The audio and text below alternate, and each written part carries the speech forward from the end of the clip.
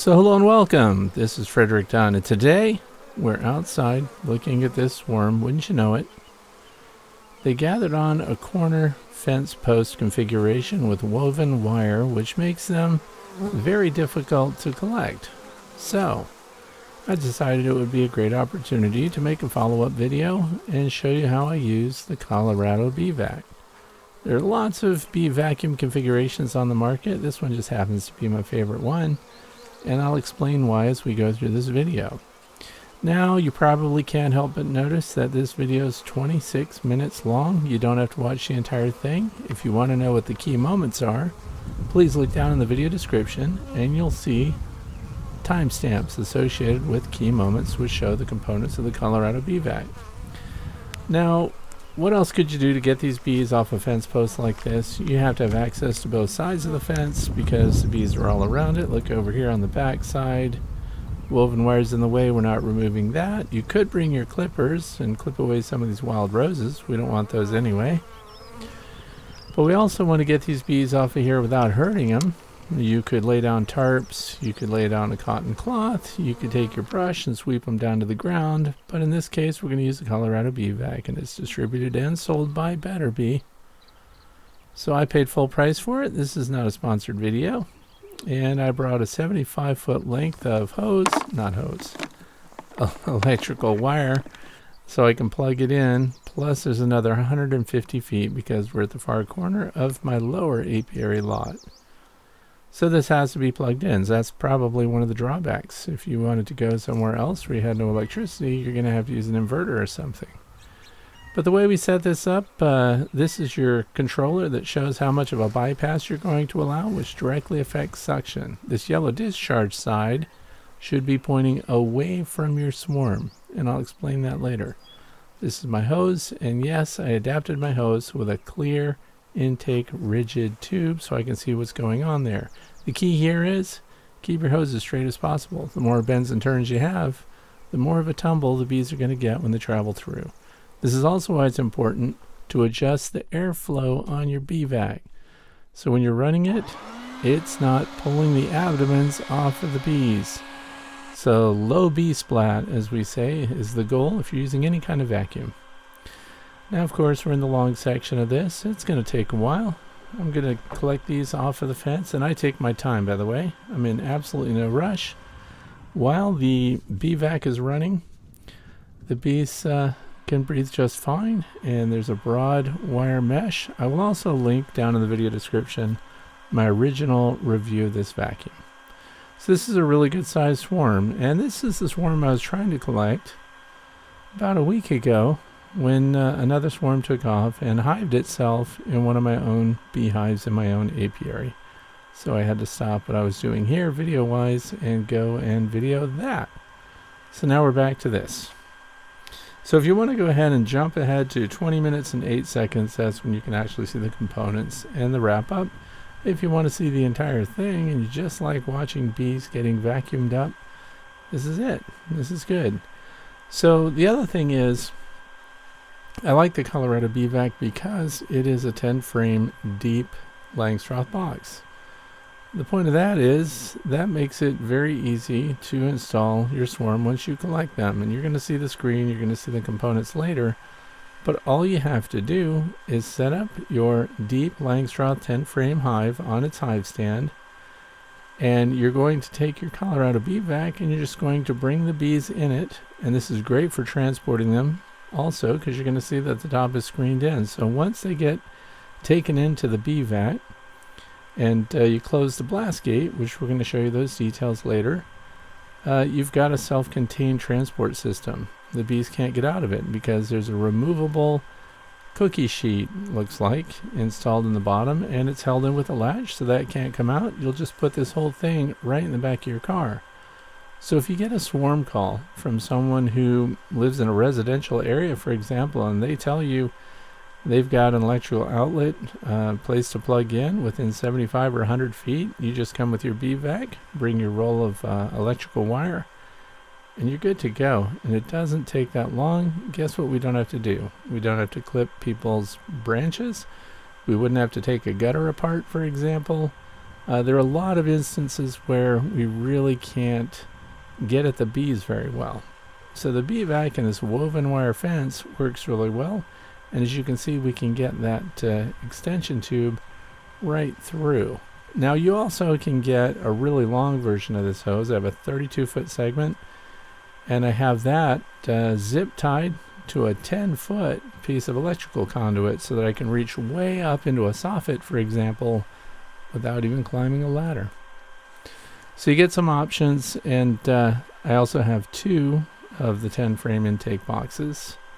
And that's because if you show up somewhere and you've got 2 separate swarms, you can hive one with the Bee Vac, close it up, take the cover off, which is where the motor is. The bees can breathe just fine because there's a screen on top. You put those in your car, and you just connect your hose, and you put your motor right onto the next box, and you fill that up with the next swarm.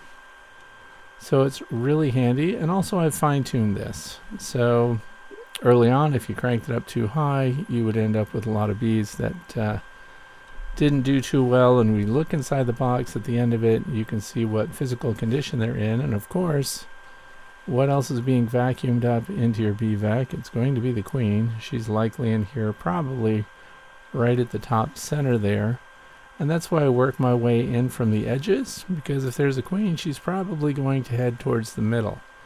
So I always start at the edges because I want the vac to be full of a bunch of bees, so when the queen gets in there, she lands soft on a bunch of other furry bee bodies. So it works pretty good, and I like this clear tube that I just siliconed it right into the hose. And as I mentioned before, the hose does not have prominent ribs on the interior surface. Probably one of the things that makes it very expensive is because they're flat and smooth. So as your bees go through, hopefully with a nice straight gradual bend, if any, your bees won't be taking a tight turn and slamming into the ribs inside your hose. So I've also not killed a queen yet. This is great for picking up bees off the ground, because if you get a call and there's a swarm of bees and they're laying in tall grass or something like that, very difficult to collect them up. So you can set a box down next to them and hope that they go into it. But with a vacuum cleaner here, you're putting them right into the box, and there's no guesswork. So you can get them off of a lattice work, for example. It's just kind of endless, and I'm sure that you can think of lots of applications for it. Again, this is not a promotion because I paid full price for mine. I don't get any discounts or any, compensation for mentioning this, but it is sold by Better Bee. And I don't know what the current price is, so you would have to go to Better Bee and see what the Colorado Bee Vac sells for. But I do recommend more than one box, and I think they've done some modifications to the intake vent control, where I showed you that it has a white plastic valve on it. I was at the West Virginia Beekeepers Conference, Honey in the Hills, and Better Bee had an exhibit there, and they showed the Colorado Bee Vac, but instead of that valve, a globe valve that's sitting on the top there for the intake, they now have an intake control that's right on the box itself. So I noticed that they made those changes. That's kind of cool, I guess. But this is working fine as is, and once you find the sweet spot on the valve, and if you're the only one using it, of course, just leave it set. That way you don't have to worry about it at all. The other thing is, sometimes when I'm collecting a swarm of bees, if I'm putting them in a bag or something else, I will spray them with sugar syrup. You never know how long they've been in their bivouac location. You don't know how thirsty they are. And you do not spray the bees with sugar syrup when you're taking them into a bee vac. And that's because you're going to get the interior of your hose, the vac, and everything else all sticky with the syrup. So I highly recommend you don't do that. You keep everything dry. There's no smoking. We don't smoke swarms when we're collecting them. They're just trying to survive. They're full of honey, which is the other thing. Some people like to blow them with leaf blowers and things like that, and I think you'll find if you look past your leaf blower at the grass after you've done that to the bees, you'll see a lot of nectar and honey from the bees' abdomens spread out on the grass. So that can be really hard on them. And you want to be careful with suction. You want to be careful with brooms and brushes and things like that. But if they were just hanging out on a branch, for example, my choice would be to put them in a white cotton muslin bag, and that's generally a large butterfly net. So I have a new butterfly net coming because I have a new idea for a heavier butterfly net for the bees. It's actually for fish, but as you know, if you look at a fish net, it has big holes in it and your bees would go right through it. So I'm using the fish net as a support system, and I've also purchased 100% cotton oversized pillowcases that I'm going to line that bass fisherman net with, and it's portable, it has a retractable arm on it, and it folds in half and so on. So it should work really well because it's supposed to hold a 25-pound fish. So if it can hold that, it can certainly hold a 10-pound swarm of bees. So I'm going to be experimenting with that, and it's my preferred method, butterfly net. But in this case, of course, look where the bees are. This is what made this challenging, but if you've got the tools, it's easy to do. And you can hear them going through the hoses. So if they seem to be hitting a little too hard and the suction's a little too high, just get back there and adjust that valve. There's another thing that I'm going to show you here in a few minutes, and that is why I have the exhaust tube on the top of your bee vac. Why is that pointing away from where I'm collecting these bees? Because once we get the queen in there, her pheromone will be going out that exhaust port, and you'll see bees flying in the exhaust airstream. And that way you'll know that the queen's inside. You still want to stick around and try to get as many of these bees as possible. A lot of people worry about leaving bees behind, and you really shouldn't be that concerned. Other than that, we sure need them for starting up the new colony. But if any scouts, foragers, they're usually not foraging when they're a bivouac location, but the scouts are out looking for new locations. When they come back, and if they find that the queen and all the other bees from their hive are gone, they will simply return to the hive that they originally came out of. So it's not that big of a deal. But of course, you want to collect as many as you can because you're 21 days, if not 30 days out from seeing new bees in the new hive that you're going to occupy with this swarm. So think about it that way. It's going to be June before we see any new bees from this colony. So during that entire period, bees are just dying off day by day. Some by old age, they're wearing themselves out. It's foraging time. We're in a nectar flow right now, which is really good. And so they'll be able to get their resources easy. And of course, at the end of this, I'm going to show you the update and what the landing board looks like and if they stuck around. And I'll tell you ahead of time, they did. So we hived them up. The way I like to do it is dump half of them or so. If I was using the butterfly net, I just dump half of them or so into the box, and then I put the remaining bees that are still in the butterfly net on the landing board, and I let them walk in. With the Colorado Bee Vac, of course, it is a deep 10 frame, so you just set the box on and all the bees go down. Some people have been practicing installing them by putting the actual box above the Colorado Bee Vac box, and they say they're getting some luck having the bees go up into it rather than down into the frames. But I've had really good luck. I leave the Bee Vac box on the new hive for at least 24 hours, and then early in the morning the following day or the second day after, I go and look to see how many are left up in the screened area, and I've had really good luck this year. There's only been 1 or 2 bees still up in the Bee Vac box. So you want to have drawn comb ready to go if you can, and go ahead and fill some of those cells with sugar syrup to make it appetizing to the bees so they'll go down.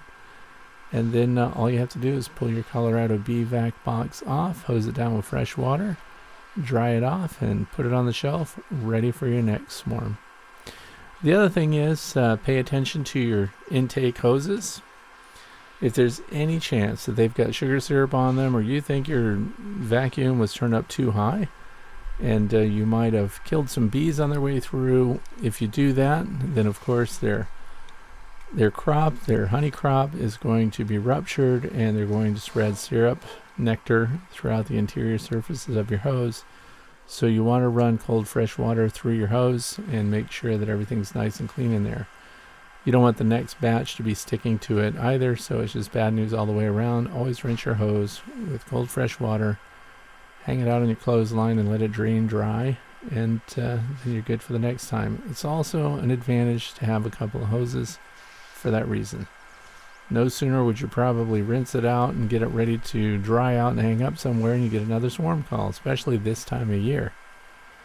Here in northwestern Pennsylvania, we have a really good swarm season now, right through June. And then we have a late summer swarm season that kicks off again.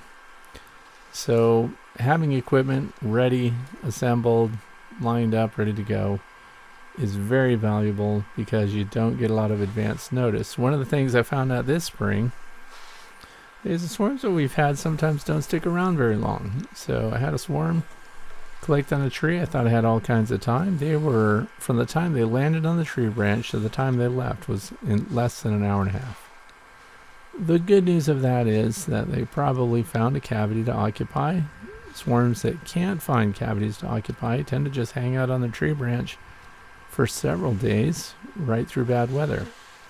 Now we've got nothing but sunshine, temps in the 80s, and zero rain until the forecast shows that we might have rain next Wednesday.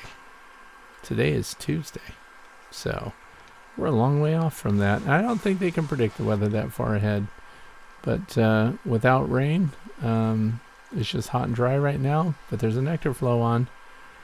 And they were even working on ground ivy, by the way. So you never know where your bees are finding nectar. But if you look at your hives and you check the weight of them, the observation hives are filling up with nectar right now. In fact, they're in jeopardy of being honey-bound. And here we are at the end of May.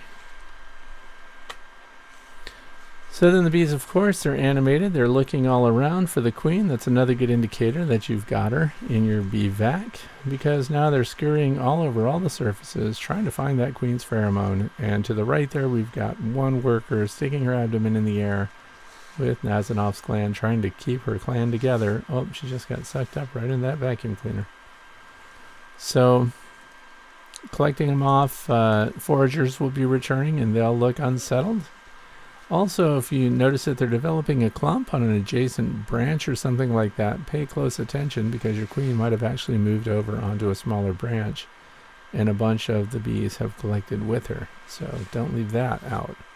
You want to do a very good visual look around all of the surrounding area for where you collected your swarm. You also want to look at the ground.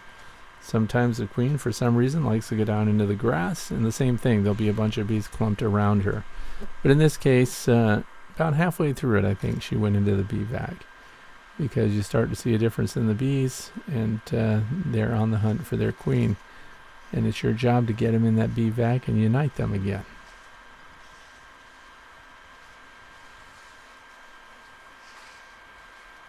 Now you might ask, what kind of bees are these? Well, we know they're honeybees, but these are likely highly hybridized. When I buy queens, I buy bee weaver queens, but guess what? This year I went to their website, they are sold out. Good news is I don't need any, but I was going to do some experiments with queens this year, and I wanted to use bee weaver for those. But I got on their website, and I think the earliest availability might be the end of June, early July.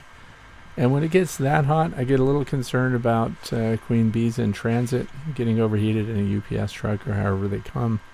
You're always much better off cycling your own stock back if you've got really good stock to begin with, and we do right here. This spring, the Varroa numbers on my beehives are extremely low. In fact, the bottom boards, the insert trays, the pullouts that I have on my hives are showing 0 mites, which I don't trust. You still need to count them. We're trying to count drones this year. That's proving to be more challenging than I thought it would be. But and by counting drones, I mean we're pulling drones to count mites from them, and they have to be young drones, 2 to 3 days prime. Mite counts, as I mentioned, though, they're low, but don't get overly comfortable. But I realize that I've been sending my own bees out through swarming in every direction, and that's because my hive configurations are small. I don't super them up as large as some people do. Does that mean I don't super at all? No, I do. So we're going to have a standard configuration of a single deep and a medium, which is what they came through winter with. They've all filled their hives back down, and they're right at the entrance now with brood. So what I'm doing is this week, in fact, we'll be supering up all of the large colonies that made it through winter. So bad news is we're at 30 colonies right now, thanks to swarms. Not happy about it. Sure, it would be better if they stayed in their parent hive. But what we're showing there real quick was the exhaust of the vacuum motor and the fact that the bees were flying back and forth in it. And that means we've got the queen. The other thing is, just as you turn this off, close the blast gate. Otherwise, it'll come right out that hole again. And now we're going to pull the motor off, and you can see all the bees inside. Nice size swarm. So we're going to be putting these, if it were a small swarm, we'd be putting them in a nucleus hive. And I have an adapter for that, by the way, that I could set this box on to transfer them. But this is a big swarm. We're going to put them right in a standard 10 frame deep with drawn comb. And some resources, not much. The other thing is you want to keep them in the shade, so you take the lid off with the motor on it and turn it 90 degrees and just use it for shade. Plus now that opens up the screen so the bees can vent easily. It's a great way to transfer your bees too. So if you take that motor off, you can put that box right in your car. They can't get out. This is what we're putting them on. I'm experimenting with a new bottom board there that's got an insert screen on it. So it's got venting, a removable tray, 10 frame Langstroth deep, and then of course the Colorado Bee Vac box on top. And then we're going to put the insulated cover on top of that. And I want to leave them for at least 24 hours. Wouldn't hurt at all to leave it for 2 days. And then of course have the entrance open. We don't close them up. And then you'll be able to see what the bees are doing. This is a great chance to look in through the screen and see how much injury there was to the bees. I do see one worker there that is missing her abdomen. But there's not a lot of dead bees. There aren't bees with their intestines sticking out, which is another thing that can happen if your suction is turned up too high. Another thing I'm trying out is this high pressure. It's supposed to take the place of canned air. But all it is a high velocity blower for cleaning out computers and things like that. And I thought, it's battery powered, it's portable, it's rechargeable. I thought I would try that. Instead of using a brush or something to get the bees out of my way, I would just use this little handheld electronic air blower. And the test that I watched on YouTube, yeah, that's right. Look at YouTube to see what's going on. These move air just as fast as canned air. Canned air has chemicals in it. We don't want that. So we're just blowing air to get the bees out of the way so we can get that cover on. And it works. So they have insulated inner cover. This is what the cookie sheet looks like, which, by the way, this handle you can carry the whole box by. So we're actually pulling the sheet out from under the bees.